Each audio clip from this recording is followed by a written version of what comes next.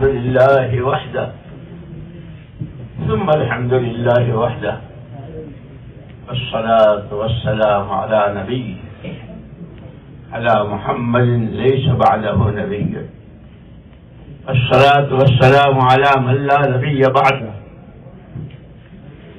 صلوات الله وسلامه على سيدنا محمد وعلى آله وصحبه وسلم.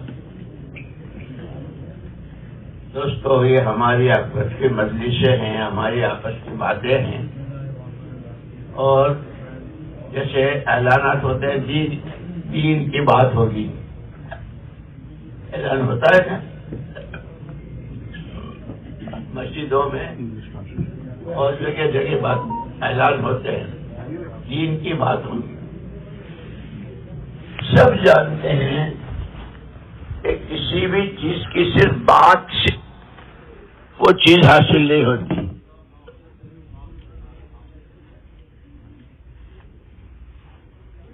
پرانے ہو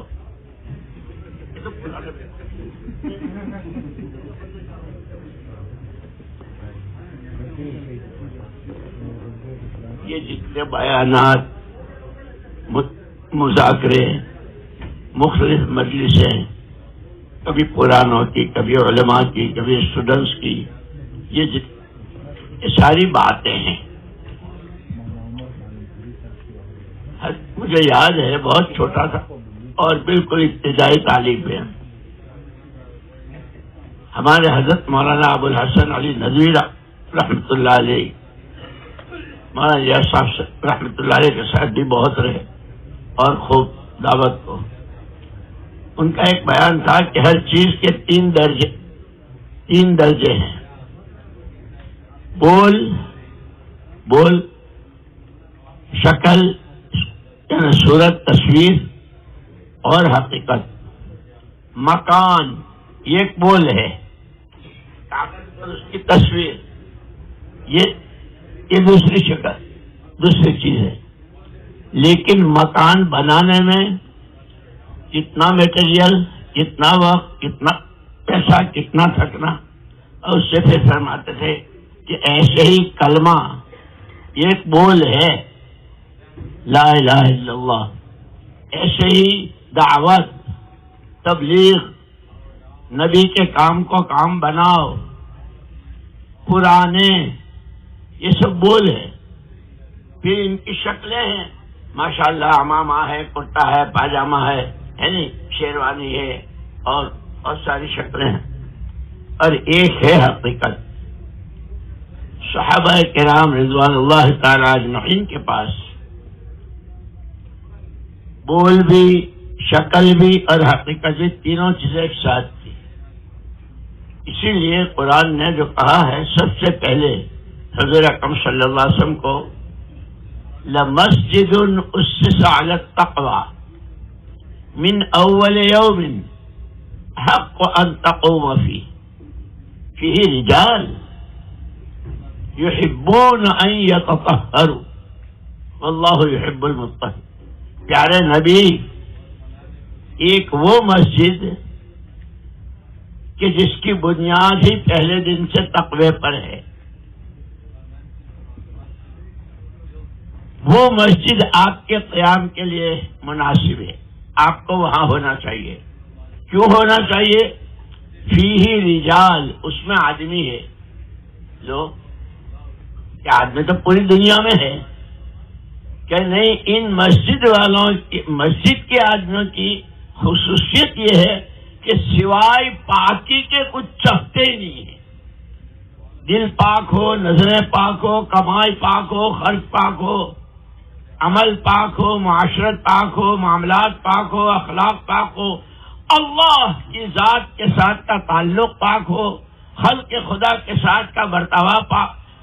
مسجد میں بھی پاک، اور مسجد سے باہر کی جتنی زندگی کے شعبے ہیں ان سب میں پاک.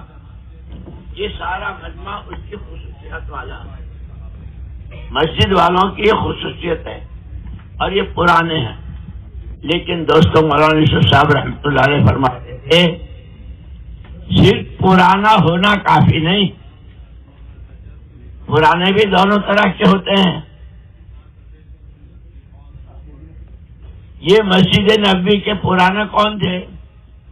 سب سے پہلے حضور اکرم صلی اللہ علیہ وسلم، پھر خلفائے راشدین، زید بن ثابت، معاذ بن جبل، سعد بن معاذ، ابو عبیدہ بن جراح، بدر والے، احد والے، خندق والے، یہ سارے پرانے تھے.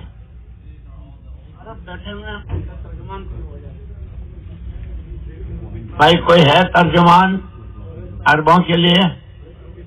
ماشاءاللہ علماء ہے سب. ہے کوئی؟ Come inside, please. ان کے لیے کوئی ہو گئے وہیں بیٹھ جاتے ہیں. تو یہ پرانے تھے. اور دوسری طرف فرماتے تھے کہ ابو لہب، ابو جہل، عتبہ، شیبہ اور مشرکین مکہ وہ بھی بہت پرانے تھے. حضرت عیسیٰ ابن مریم علی نبینا علیہ الصلوۃ والتسلیم کے دنیا سے آسمان پہ اٹھا لے جانے کے بعد تقریباً 600 سال تک کوئی نبی، کوئی پیغمبر نہیں تھے. نبی ہی انسانوں کو زندگی کا راستہ بتاتے تھے، اللہ کا تعلق بھی، اللہ کا تعارف بھی، پھر راتیں کیسی گزارنا، دن کیسے گزارنا، کھانا کیا نہیں کھانا، یہ نبی بتاتے. اس سب میں یہ دونوں قسم کا مجمع تھا. اور ایک بات مولانا یوسف صاحب رحمۃ اللہ علیہ فرماتے تھے کہ سب سے زیادہ پرانا تو شیطان تھا. کتنے سال کی عبادت کی؟ 700 سال تک عبادت کی. اس سے زیادہ پرانا کون؟ لیکن صبح سے شام تک پوری دنیا میں اعوذ باللہ من الشیطان الرجیم، بچے بڑے مرد عورتیں، مکتب میں مدرسے میں جتنی لعنتیں جاتی ہے اس کے نام. اور صحابہ کرام کی جماعت میں سے کسی کا نام کسی کی زبان پر آتا ہے رضی اللہ عنہ، رضی اللہ عنہ. مجھے خوب یاد ہے ہماری جماعت جب گئی وہاں یمن اور صنعا، جو روئے زمین کا سب سے پہلا شہر جہاں سے آبادی شروع ہوئی، تو وہاں دونوں ابرہہ کی جگہ بھی تھی اور وہ ہدہد جس نے پیغام دیا تھا اور بتایا تھا. ہدہد یعنی ایک پرندہ ہے، اس سے اللہ نے کیسا کام لیا. ابرہہ کتنی بڑی فوج کے ساتھ تھا، کیسا تباہ ہوا. یہ قرآن کے حدیث کے جتنے واقعات ہیں وہ ہماری آپ کی تعلیم اور تربیت کے لیے ہے کہ اس کی روشنی میں، جیسے حضرت بلال رضی اللہ تعالیٰ عنہ سے ایک مرتبہ حضور نے فرمایا، بلال تیرے پاس ایسے کیا اعمال ہیں کہ جنت میں بھی آگے آگے کی تیری چاپ سنائی دیتی ہے؟ اللہ کے رسول صلی اللہ علیہ وسلم میرے پاس کیا اعمال ہے؟ 2 باتیں بتائی. صبح کو جب بھی آنکھ کھلتی ہے میرا دل ہر ایک کی طرف سے پاک ہوتا ہے، کسی کا کینہ، کپٹ، حسد، دنیا کی محبت کوئی نہیں ہوتی، ہر ایک کی طرف سے. اور دوسری چیز جب وضو کرتا ہوں تو 2 رکعت پڑھتا ہوں. یہ جو صحابہ کے واقعات سامنے آتے ہیں وہ ہمارے عمل کے لیے ہے. بہرحال اس وقت آپ حضرات سے جو چند باتیں عرض کرنی ہے، حضور اکرم صلی اللہ علیہ وسلم نے مثالوں سے سمجھایا ہے، عملی طور پر بھی سمجھایا ہے. وضو سے گناہ کیسے جھڑتے ہیں. خود حضور باہر تشریف لائے، درخت کی ڈالی پکڑی، ہلائی، پتے جھڑے، پوچھتے نہیں ہو یہ کیوں، اتنا بڑا نبی اور ایسی حرکت کر رہا ہے، پوچھتے نہیں ہو. اللہ کے رسول بتا دیجیے کہ جب آدمی وضو کرتا ہے تو اس کے بدن سے اس کے گناہ ایسے جھڑتے ہیں جیسے عمل کر کے بتایا. یہ سب نائب ہیں نبی کے، ان کو عمل کر کے بتانا ہے. پہلے گشت سے کیا ہوتا ہے گھر گھر کی ملاقاتوں سے کیا ہوتا ہے، روزانہ کی تعلیم کے اہتمام سے کیا ہوتا ہے، گھروں کی تعلیم سے کیا ہوتا ہے، اپنے معمولات کے اہتمام سے کیا، وہ سب عملی طور پر بتانا ہے. آپ نے زبان سے بھی بتایا ہے اور عمل سے بھی بتایا ہے، مثال سے بھی بتایا. الا ان رحل اسلام دائرہ الا فدوروا حیث دارت، او کما قال علیہ الصلوۃ والسلام. جیسے ایک موقع پر آپ نے فرمایا الا ان فی الجسد مضغہ الی آخر الحدیث، خبردار ہو کہ سنو، ہر ایک کے جسم میں گوشت کی ایک بوٹی ہے، وہ بنتی ہے تو سارا بدن بنتا ہے. اس بوٹی کا نام دل ہے. دل بنا تو آنکھیں بنی، کان بنے، ہاتھ بنے، پیر بنے، زبان کے عمل بنے، ظاہر بنا، باطن بنا، دنیا بنی، آخرت بنی. دل بگڑا تو یہاں سے لے کے وہاں تک کا سب بگڑا. ایسے یہ پورا دین جس کے لیے ساتھی جمع ہوتے ہیں، کوشش کرتے ہیں، محنت کرتے ہیں، مشورے کرتے ہیں اور وقت لگاتے ہیں، لیکن کتنی شاندار مثال دی ہے. لوگوں اچھی طرح سنو، پورے اسلام کو حضور اکرم صلی اللہ علیہ وسلم نے تشبیہ دی چکی سے. بس چکی تو جانتے ہو نا، وہ چکی جانتے ہو کیا گرائنڈر کہتے ہو؟ چکی میں کتنے پارٹ ہوتے ہیں؟ نہیں وہ ہوتے ہوں گے تمہارے گاؤں ویشالی میں، یہاں پاکستان کے ہیں 3 ساڑھے 3 پتھر ہوتے ہیں. ابے یہ پرانے ہیں، ان کی چکی میں 2 پارٹ نہیں ہوتے. بولو بھائی پرانو، چکی میں کتنے پارٹ ہوتے ہیں؟ حضور نے فرمایا سنو، اسلام کی چکی گھوم رہی ہے. الا فدوروا حیث دارت. پھر کان کھول کے سنو، تم سارے اجتماعی طور پر اکٹھے، نئے پرانے، چھوٹے بڑے، ذمہ دار، مسجد والے، سڑک والے، گھروں والے، محلے والے، دکاندار، ماسٹر، شیخ الحدیث صاحب، چھوٹے بڑے، سب اکٹھے مل کر اس چکی کے ساتھ چلو، اس کے تابع ہو جاؤ، اس چکی کو اپنے تابع نہ کرو. کیا ہوتا ہے چکی میں کہ عورتیں ایک برتن میں دانا لے کے بیٹھتی ہیں اور مٹھا بھر کے یوں ڈالتی ہے اور گھماتی ہے، اور وہ جانتی ہے کہ دلیا پیستی ہے کہ آٹا پیسنا ہے. آٹا باریک ہوتا ہے، دلیا ذرا موٹا ہوتا ہے، تو وہ بیچ میں جو کھونٹی ہوتی ہے نا اس کو ٹھوکتی ہے اور اس سے وہ کہ اب دلیا بنے گی، اب آٹا بنے گا. وہ آٹا، وہ جب عورت اپنے اس میں دانے لیتی ہے اور ڈالتی ہے تو یہ نہیں کہ یہ تو ادھورا ہے، یہ تو چھوٹا ہے، یہ تو پورا ہے، سب کو ایک ساتھ پھر گھماتی ہے. جو دانے 2 پارٹوں کے بیچ میں آ جاتے ہیں وہ پستے ہیں، اور جو پستے ہیں تو آٹا بنتے ہیں. پھر آٹے کی کتنی ویرائٹیاں ہیں، کہاں بیکریاں اور کہاں مخبز، مکے کا مخبز، مدینے کا مخبز، فلاں جگہ کی بیکری، اس کی بیکری، اس کے بسکٹ، اس کی نان کھٹائی، اس کی پیسٹری اور اس کے کیک، اور پتہ نہیں کہاں دنیا میں جاتے ہیں. لیکن یہ کہے سے گئے وہ جو پیسے.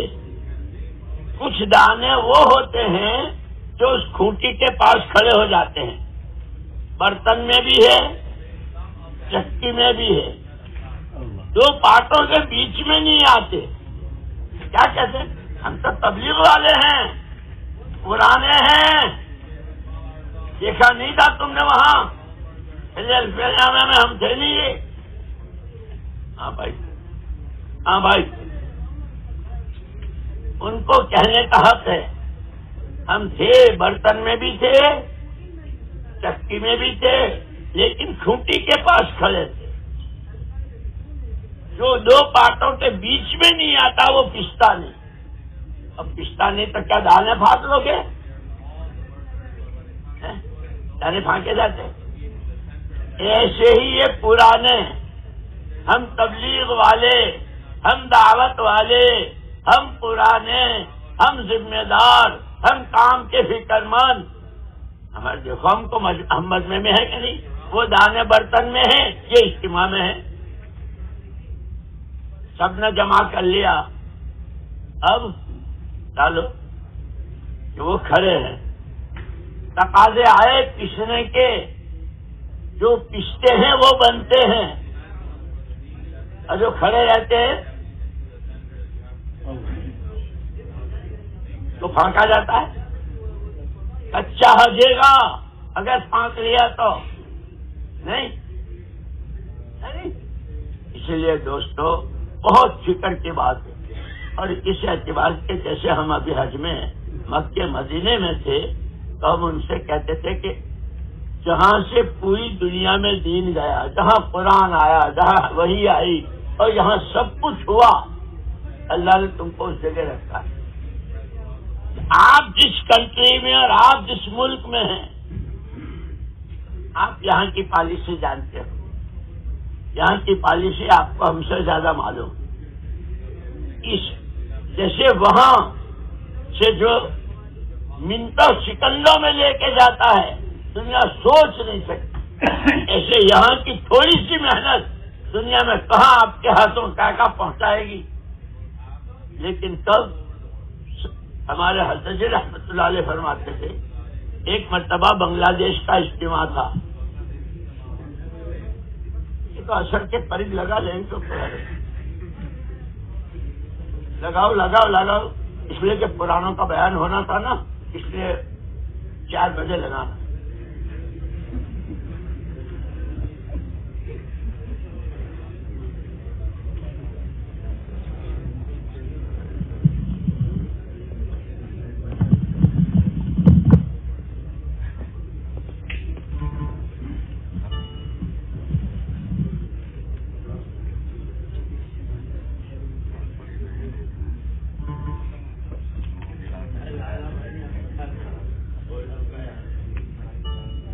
بھائی اب تک جتنی بات میں نے کہی وہ آپ سب حضرات نے سنی.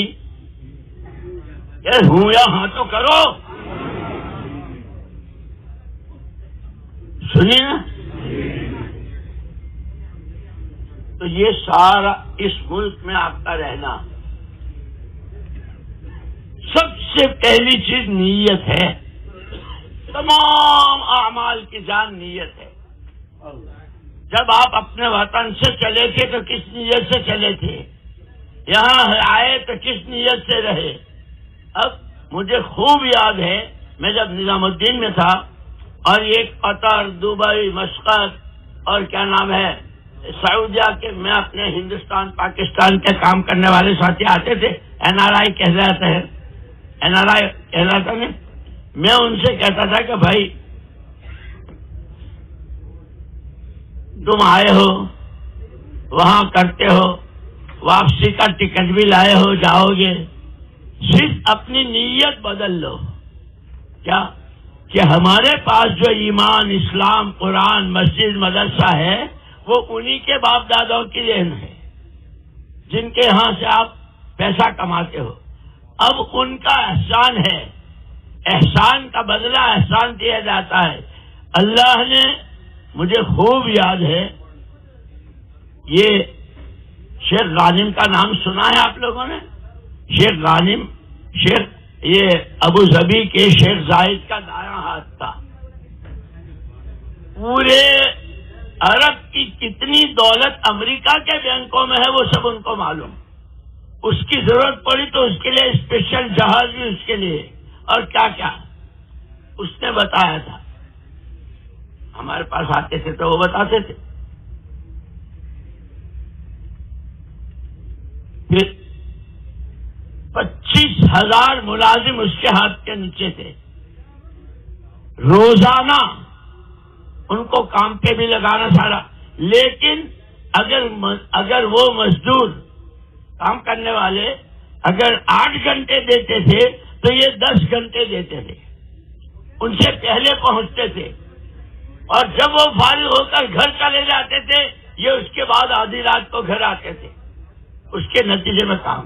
یہ ہمارا مجمع وہ ہے، یہ ہمارا مجمع وہ ہے جن کو یہ فکر. تو اس پر میں نے کہا بنگلہ دیش میں اجتماع تھا، حاجی عبد الوہاب صاحب رحمۃ اللہ علیہ، مفتی زین العابدین صاحب رحمۃ اللہ علیہ، بھائی افضل صاحب رحمۃ اللہ علیہ، مولانا محمد عمر صاحب پالن پوری، اور ہم لوگ سب تھے حضرت جی رحمۃ اللہ علیہ کے ساتھ. ان سب نے حضرت جی پر زور دیا کہ جی امیر تو آپ ہیں، بیان آپ کا ہونا چاہیے مغرب بعد. بھائی مجھے نہیں آتا، میں نے، آپ تو مشورے کے تابع، اگر مشورہ آپ کے لیے بیان طے کر دیں تو مشہور کہ آج سب کی رائے یہ ہے کہ آج مغرب بعد بیان آپ کا ہو. حضرت نے قبول کیا، بھائی مشورہ ہو گیا. یہ ہمارا سارا جو چل رہا ہے مشورے ہی کی وجہ سے تو ہے. حضرت جی رحمت اللہ علیہ نے مولوی سلیمان جو خادم تھے، لو بھائی حیات الصحابہ، حیات الصحابہ جی سارا دوپہر 1 منٹ نہیں سوئے، مغرب بعد بات شروع کی، اور بات یہاں سے شروع کی، آج تک مجھے یاد ہے. بھائی ہر آدمی کے پاس خدا داد 2 طاقتیں ہیں، ایک قوت فکر اور ایک قوت عمل، سوچنے کی طاقت اور کرنے کی طاقت. ہر آدمی کے کرنے کی طاقت اس کی سوچ کی طاقت کے تابع ہے. کسی بھی چیز کو کرتا بعد میں ہے، سوچتا پہلے ہے. جیسے یہ سارا مجمع یہاں پہلے سوچا پھر یہاں آیا، کہنا ہے ہر چیز میں سوچ پہلے ہے. پھر عجیب بات فرمائی، اس وقت پوری دنیا میں آدمی کے گھر سے لے کر عالمی سطح پر جتنی لڑائیاں اور جھگڑے ہیں وہ اسی سوچ کے ہیں. اس بات کے ہر آدمی کو یہ دعویٰ ہے کہ جو میں سوچ رہا ہوں وہی صحیح ہے. گھر میں لڑائی کب شروع ہوتی ہے؟ یہ حضرت جی نے فرمایا. بیوی کہتی ہے کہ میں جو سوچتی ہوں وہ صحیح. شوہر کہتا تو کونے میں بیٹھنے والی تو کیا جانے، میں دنیا دیکھتا ہوں. یہاں سے شروع ہوتی، پھر گلی میں، پھر شہر میں، پھر صوبوں میں، پھر ملکوں میں، پھر عالم میں. ہر ایک کو یہ دعویٰ ہے کہ جو میں سوچتا ہوں. ہمارے یہ پرانے جو ہے نا، یہ اپنی اپنی جگہوں پر، یہ کبھی ان میں آپس میں ستم تان ہوتی ہے. تم کو سمجھتے ہو نہیں، کام کو سمجھتے نہیں، بات کو سمجھے نہیں. میں نے تو حضرت کے ساتھ وقت لگایا ہے، میں نے رائے گنج میں اتنا لگایا ہے، میں نظام الدین نے اس طرح. یہاں سے شروع ہوتی ہے. حضرت جی رحمت اللہ نے فرمایا اللہ نے بہت بڑا کرم فرمایا، بہت بڑا کرم فرمایا. اس مسئلے کو انسانوں کے حوالے نہیں کیا کہ تم جس کو سوچو وہ صحیح اور تم جس کا فیصلہ کرو. فیصلہ میں کروں گا اللہ پاک، کس کی سوچ صحیح اور کس کی سوچ غلط، اس کا فیصلہ میں. اس سوچ کے نمونے کے طور پر محمد الرسول اللہ صلی اللہ علیہ وسلم کو میں نے بھیجا، جس کی سوچ جتنی نبی کی سوچ سے قریب ہوگی اس کی سوچ صحیح. اسی لیے پھر اس پر مولانا یوسف صاحب رحمۃ اللہ نے ایک مرتبہ فرمایا تھا، صرف آنا جانا تبلیغ نہیں ہے، ہماری سوچ بدل جائے. حضرت کیا سوچ بدل جائے؟ ہماری سوچ محمد الرسول اللہ صلی اللہ علیہ وسلم کی سوچ بدل. آپ کی کیا سوچ تھی؟ فرمایا مولانا یوسف صاحب رحمۃ اللہ علیہ نے، پوری دنیا میں جتنے انسان مرد و عورت سب اللہ کے بندے اور بندیاں، ہر ایک کے پاس اللہ کی دی ہوئی طاقتیں ہیں. ہر آدمی کا وقت، ہر آدمی کا پیسہ، ہر آدمی کی استعداد و صلاحیت اپنی صحیح جگہ پر لگے اور نتیجہ خیز ہو. کہ وہ صحیح جگہ کیا ہے؟ صحیح جگہ بھی وہی نمونہ ہے جہاں محمد صلی اللہ علیہ وسلم کی جان لگی، جہاں مال لگا، آپ نے جو سوچا، جس کے لیے آپ روئے، جب آپ مسکرائے، کہ وہ سب سے صحیح جگہ. اسی لیے مولانا الیاس صاحب رحمۃ اللہ علیہ فرماتے تھے ہماری ساری محنت کا خلاصہ جو کچھ حضور لے کر آئے وہ سارے کا سارا اپنی حقیقت کے ساتھ امت میں زندہ ہو جائے. یہ مجمع اس کی ذمہ دار. اس اعتبار سے دوستو اپنی ذمہ داری کو سمجھنا، اس میں کوئی شک نہیں ہم فرشتے نہیں ہیں، ہم انسان ہیں. اس پر بھی مجھے یاد آیا، ایک مرتبہ نظام الدین میں ہمارے حضرت مولانا انعام الحسن صاحب رحمۃ اللہ علیہ نے ہم لوگوں کو جوڑا جو مقیمین تھے، اور پہلا جملہ رونے کے ساتھ ہچکیاں بن گئی حضرت جی کی، روتے رہے. بھائی دوستو، بے عیب تو صرف اللہ کی ذات ہے، ہم میں سے کوئی دعویٰ نہیں کر سکتا. پھر فرمایا اگر کوئی یہ دعویٰ کرے میں کامل کو لے کر چل رہا ہوں، میری وجہ سے کام ہے، فرمایا اس دعوے کے کرنے والے کی حیثیت بیل گاڑی کے نیچے چلنے والی کتیا سے زیادہ نہیں ہے. وہ بیل گاڑی جس پر کنٹنوں وزن ہے اور جس کو آگے دو بیل کھینچ کے لے جا رہے ہیں، یہ نیچے آ گئی، کمزور اتنی ہے کہ بیل کی ٹانگیں لگے تو آنکھیں نکل آوے، پہیے سے ٹکرا جائے تو جانی نکل جائے. فرمایا یہ تو اس کی قسمت ہے کہ اس کو دھوپ سے بچا کے سایہ دے دیا. ایسے ہی ہم کون، ہم سے کیا، کام تو اللہ کا ہے، کام اللہ کے نبی کا ہے. اور یہ فرمایا کرتے تھے کہ ہر کام اپنے مزاج سے ہوتا ہے. تجارت تاجرانہ مزاج سے، حکومت حاکمانہ مزاج سے، کاروبار کاروبارانہ مزاج سے، ڈاکٹری کے. فرمایا نبوت کا کام ہے یہ نبوت والے مزاج سے. اور اس پر پوری مجھے ابھی ایک کتاب ملی، مولانا علی میاں صاحب رحمۃ اللہ علیہ نے لکھی ہو، اور ان کا بیان ہے، وہ لوگوں نے لکھ دی. مزاج دین کے جتنے کام ہیں تمام کاموں میں مزاج نبوت ہونا ضروری. کہ مزاج نبوت کیا ہے کہ سب سے پہلے اللہ کی رضا. کیوں پڑھتے ہو، کیوں پڑھاتے ہو، کیوں پھرتے ہو، کیوں قربانی دیتے ہو، کیوں یہ عمل کرتے ہو، اللہ راضی ہو گیا. سب سے پہلے مزاج نبوت. دوسری، اس سب سے چاہتے کیا ہو، آخرت بن جائے، آخرت بن جائے، آخرت بن جائے. دو، تیسرا مزاج بتایا پوری امت کے ساتھ ہمدردی. یہ مزاج نبوت ہے. یعنی تم کہ اگر تمہاری ادنا تکلیف تمہارے نبی کو بے چین و بے قرار کر دیتی. اس کی تفصیلات تو بہت ہیں، میں مختصر. اس لیے دوستو ہمارے اس مجمع کو، ہم سب انسان ہیں، فرشتے نہیں ہیں. مسئلے بھی سب کے ساتھ ہے، کسی کا گھر کا، کسی کا کاروبار کا، کسی کا جاب کا، کسی کا بیوی کا، بچوں کا، رشتے داروں کا. یہاں رہتے ہوئے وہاں سے کتنے فون آتے ہیں، اور وہاں رہتے ہوئے وہ کتنے فون بہت سارا ہوتا ہے. لیکن جب آدمی اپنی سوچ کہ جس کے تابع عمل کی طاقت ہے اگر وہ صحیح ہو جاتی ہے، اسی لیے امام بخاری رحمۃ اللہ علیہ نے بھی جو 2 جلدوں میں اتنی موٹی، جس کا قرآن کے بعد درجہ ہے، سب سے پہلی حدیث انما الاعمال بالنیات، سارے عملوں کی جان دار و مدار وہ نیت پر ہے. اس لیے میں آپ سے بہت خیر خواہانہ عرض کرتا ہوں کہ آج اس مجلس میں ان پرانوں میں سے ایک ایک کو اپنی نیت، میں یہاں ہوں، حضور کا نمائندہ ہوں، جاب جو ہے وہ کروں گا، اس کا بھی حق ادا کروں گا، فیملی ساتھ ہے ان کا بھی حق ادا کروں گا. اصل میں یہاں رات بھی میں نے بیان میں سنایا تھا، وہ علی گڑھ والے ساتھی کا سنایا تھا نا، پتہ نہیں آپ لوگوں نے سنا نہیں سنا.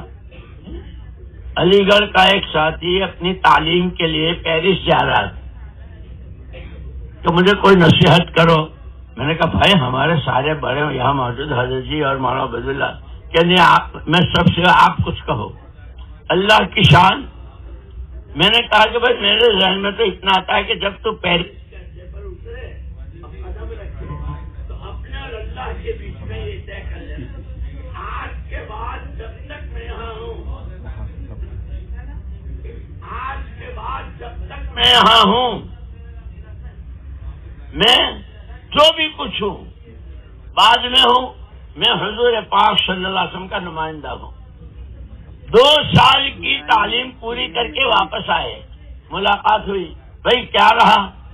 مولوی صاحب پیرس ساری دنیا کے جتنے خرافات اور بے حیاؤں کے سامان وہیں سے دنیا میں سپلائی ہوتے ہیں، میرے لیے کتنے موقع آئے، میں گیا، لیکن آپ کا یہ جملہ میرے کان میں، خبردار نبی کا نمائندہ ہے، اللہ نے میری حفاظت، یہ میرے دوستوں سے، میرے ساتھیوں سے، اور تم تو ہمارے محسن ہو، محسن، جو ہمیں کرنا تھا وہ آپ یہاں رہ کے کر رہے ہیں ہمارے ذمہ، اس لیے کہ ہر فرد امت پورے عالم کا ذمہ دار ہے، اب پوری امت ہر فرد کی ذمہ دار ہے، تو آپ تو ہمارے محسن ہو، اللہ سے کام لے رہے ہیں، لیکن اس میں سب سے پہلی چیز نیت۔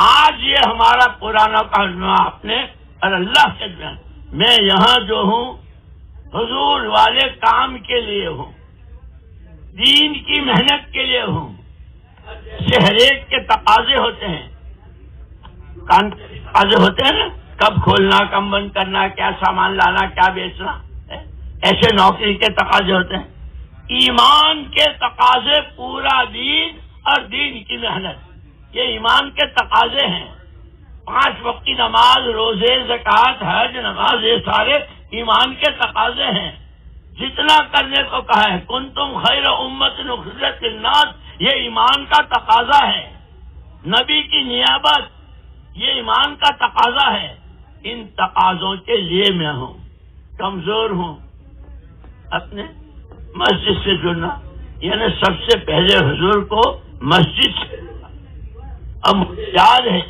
1966 میں، نہیں 1962 میں، جب پہلی مرتبہ میں نظام الدین گیا، اب فجر کے بعد مولانا محمد یوسف صاحب رحمۃ اللہ علیہ کا بیان ہوتا تھا، پہلا جملہ جو میں ان سے سنا، آج تک جیسے میرے کانوں میں گونج رہا ہے، اللہ جل جلالہ عما نوالہ نے اس امت کو مسجد والا بنایا تھا، یہ پہلا جملہ تھا، اور اس کے بعد پھر انا اول بیت، کعبے پر اللہ کی قدرت کے مظاہرے کیسے ہوئے، اور وہ سارے پھر مدینہ منورہ کی مسجد کے ساتھ کیسے ہوئے، اور وہاں سے پوری دنیا میں دین کیسے گیا، وہ پورا 2.5-3 گھنٹے کا بیان، یہ سارے پرانے ہیں۔ اللہ پاک آپ کی صلاحیتوں کو، آپ کے وقت کو، آپ کے جان و مال کو خوب قبول فرماوے، اور اس کی آپ نیت کریں گے تو اللہ نے تو خود بھی کہہ دیا، من تقرب الی شبرن، جو میری طرف ایک بالش آتا ہے تو میری رحمت تو لپک کے لے لیتی ہے۔ اور ہمارے مولانا عبید اللہ صاحب رحمۃ اللہ علیہ عجیب بات فرماتے، صحابہ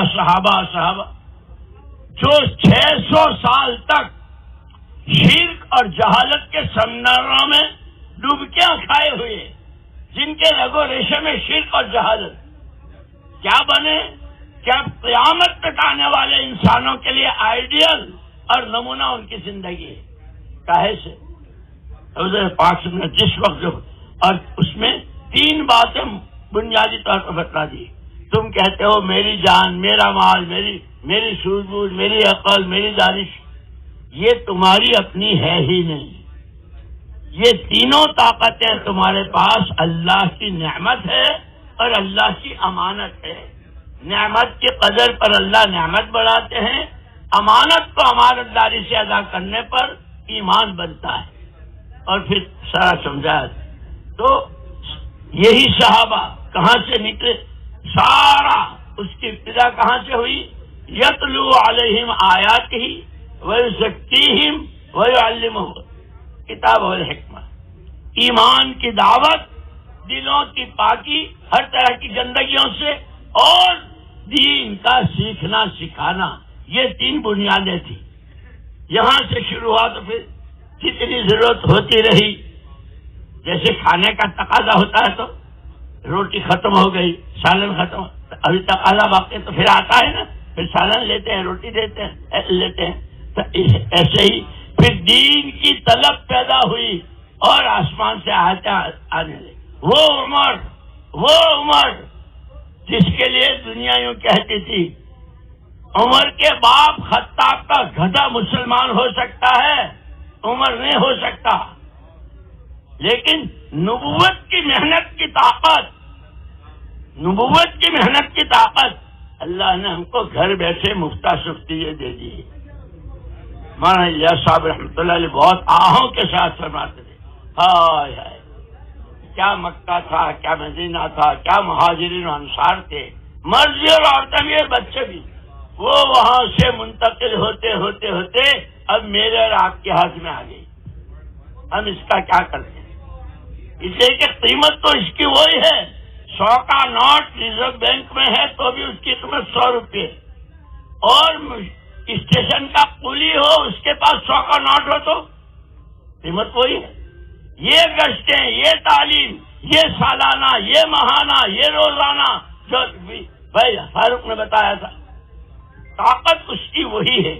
اور عمل کی طرف فرشتوں نے ایک مرتبہ اللہ پاک سے کہا، اللہ پاک آپ نے پہاڑ پیدا فرمائے ہیں جس نے زمین کو تھام رکھا ہے، اس سے زیادہ کوئی طاقتور مخلوق؟ لوہا ہے پہاڑوں کو بھی چور چور کر دے، وہ بھی میری مخلوق. اللہ پاک لوہے سے زیادہ طاقتور آگ ہے، وہ بھی میری مخلوق ہے، وہ اس کو پگھلا دے. اللہ پاک آگ سے زیادہ کہ پانی ہے، چاہے سیدھی آگ ہو بجھا دے. اللہ پاک لوہا، آگ، پانی، ہوا، سب اس سے زیادہ کوئی طاقتور؟ آدم کے بیٹے اللہ کے بندے کے سیدھے ہاتھ کا صدقہ اللہ کے غضب کو ٹھنڈا کر دیتا ہے. دنیا کی ساری طاقت اللہ کے غضب کو ٹھنڈا ہے. اللہ نے عمل کی قیمت بتائی، اور یہ تو سارے ماشاءاللہ فضائل اعمال، فضائل صدقات، فضائل اعمال سب کو زبانی یاد، کتنی روایت. اس لیے میرے دوستوں مسئلہ جو ہے، لیکن اس کام کی بنیادیں 3 ہیں: اخلاص، استقامت اور قربانی. صرف اللہ کے لیے کرنا. تمام نبیوں کی سیرت پڑھ لو، سب کی دعوت، سب کا ما اسألکم علیہ من اجر، ہمیں تم سے کچھ نہیں چاہیے. حضور کے پاس بھی آئے تھے، لڑکیاں چاہیے، دولت چاہیے، سونا چاہیے. اب سورج چاند بھی لا کر کے رکھ دے تو نہیں چاہیے. ہمارا منہ ہے یہ نبی والا کام. مجھے یاد آیا ہمارے ایک استاد نے فجر کی نماز پڑھائی، میں جب ندوے میں تھا، اور اس نماز میں اس دن ایسا مزہ آیا جیسے میں نے بچپن میں حضرت مدنی نور اللہ برکتہ کی نماز سنی تھی. میں جب سبق میں گیا میں نے کہا حضرت آج تو بڑا مزہ آیا، اور حضرت مدنی رحمت اللہ علیہ کی نماز کا فرمایا، مولوی صاحب دنیا میں کبھی کسی سے متاثر نہیں ہوتا، کسی لائن کی کوئی شخصیت، کوئی چیز ہو، کوئی سامان ہو.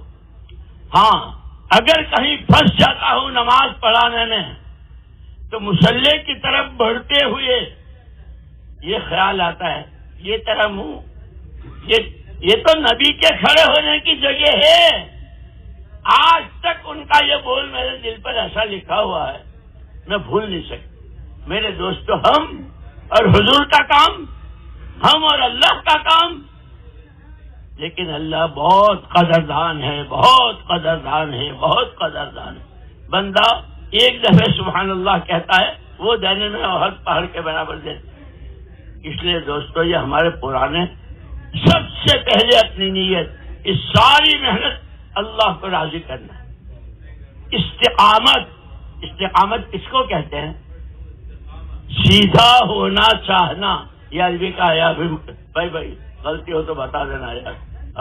یہ بڑے مولوی صاحب ہیں. جب کسی مکان کی تعمیر ہوتی ہے تو دیواریں چنتے ہیں نا. دیواروں پر کے چننے میں کیا ہوتا ہے؟ اینٹ پر اینٹ، اینٹ پر اینٹ، اینٹ پر اینٹ. جتنی بڑی بنانی ہے اتنی یہ اینٹیں اینٹ پر اینٹ ہوتی ہے تو دیوار بن جاتی ہے، پھر اس پر چھت پڑتی ہے، پھر تعمیر ہوتی ہے. یوں کہ قربانی پر قربانی، عمل پر عمل.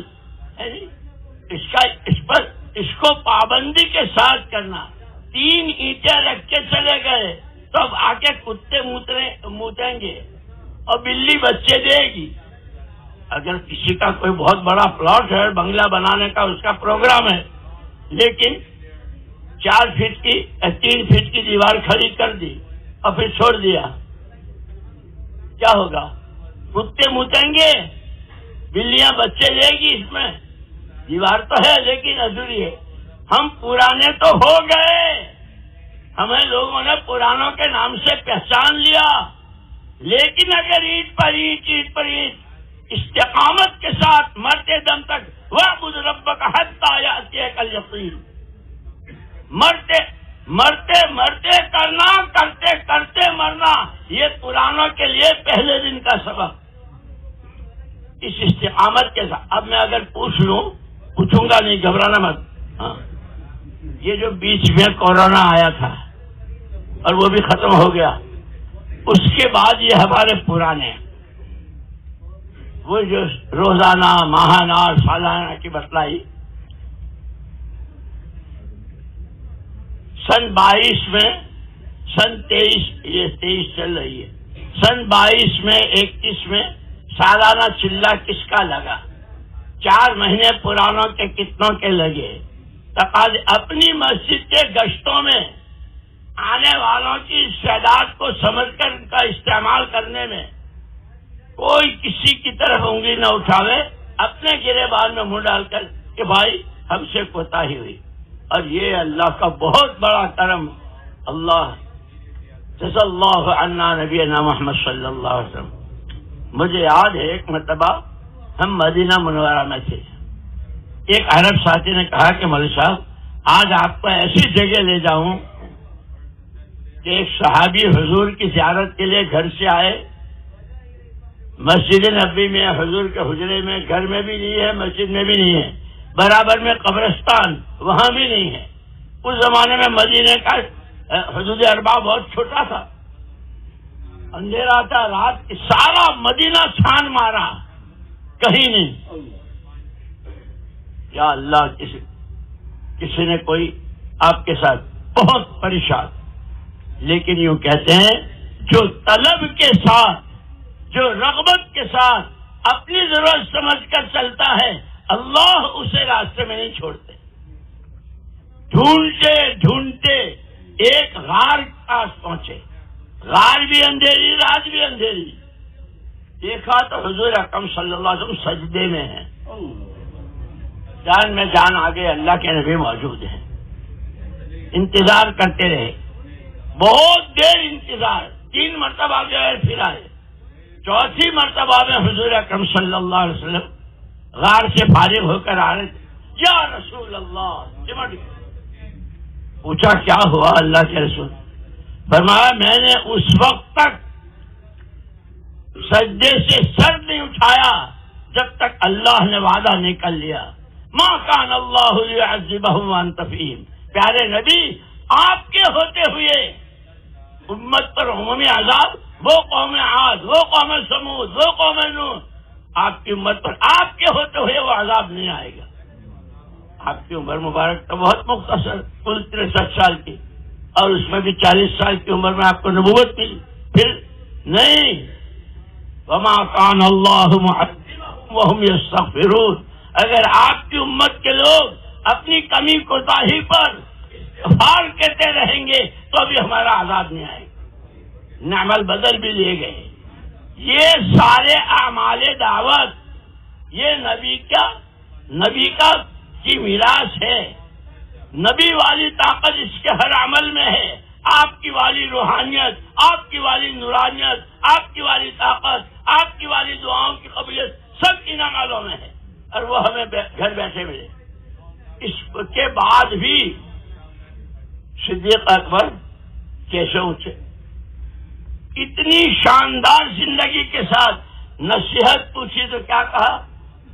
نماز کے اخیر میں اللہم انی ظلمت نفسی پڑھ لو. یہ سارا ہم کو بتایا گیا ہے. سب سے پہلے میں جتنے سال کتنی صحبتیں کیسے کیسے موقع ملے، لیکن بھائی جو کوتاہی، اللہ مجھے بھی معاف فرمائے، آپ کو بھی معاف فرمائے۔ یہ جتنے ہمارے ساتھی اپنی نیت صحیح کر لیں، اس کام کو اپنا کام بنانا ہے۔ جب بھی تقاضے آئیں گے، گھر کے بھی، بچوں کے بھی، جاب کے بھی، سارے، لیکن یہ طے کرنا کہ دعوت کا تقاضا ہر تقاضے پر مقدم، اور اس کو بہت حکمت کے ساتھ اور سنجیدگی کے ساتھ سوچ سمجھ کر پورا کرنا ہے، اللہ کو راضی کرنا ہے۔ دعوت کا تقاضا میں اسی کے لیے پیدا ہوا ہوں، اور اس کا ہر تقاضا مقدم ہے۔ جان میری، مال میرا، صلاحیت میری اسی کے لیے ہے۔ جب یہ کریں گے پھر دعا میں، اے اللہ بہت کمزور ہے، پروردگار عالم، پروردگار عالم تیرا ہی ہے سہارا، جہاں میں کوئی نہیں ہمارا، ایک اللہ کے کرم کا واسطہ۔ اب مجھے یاد ہے رحمت اللہ علیہ، مولانا عمر حسن صاحب رحمت اللہ علیہ، جب قرآن کے ختم پر رمضان میں دعا کرانے آتے تھے تو دعا میں کہتے تھے، اے اللہ مقامات، درجات اور اونچی اونچی شان، اللہ وہ تو تیرے مقرب بندوں کے لیے، ایک بیچارہ، ایک تیرا بندہ، ایک تیرے کرم کا سہارا، ہمیں نہ دیکھ، اپنے کرم کو دیکھ۔ اور پھر جو ہچکیاں بنتی تھی بہت دیر تک بول نہیں سکتی۔ میرے دوستو، اپنی کمی کوتاہی پر استغفار اور توبہ کرنا ہے، اور جس کا سن 23 میں اور 22 میں 21 میں وقت نہیں لگا ہے، اس وقت اس مجمع میں سب سے پہلے کھڑے ہو کر کہ اس اجتماع کے ختم پر ہمیں سب سے پہلے اپنا وقت لگانا ہے، اور صرف ہمیں ان کو نہیں لگانا ہے، ان کو اور اپنے ساتھ جماعتیں بنانی ہے۔ وہ ذرا کھڑے ہو جائیں۔ کون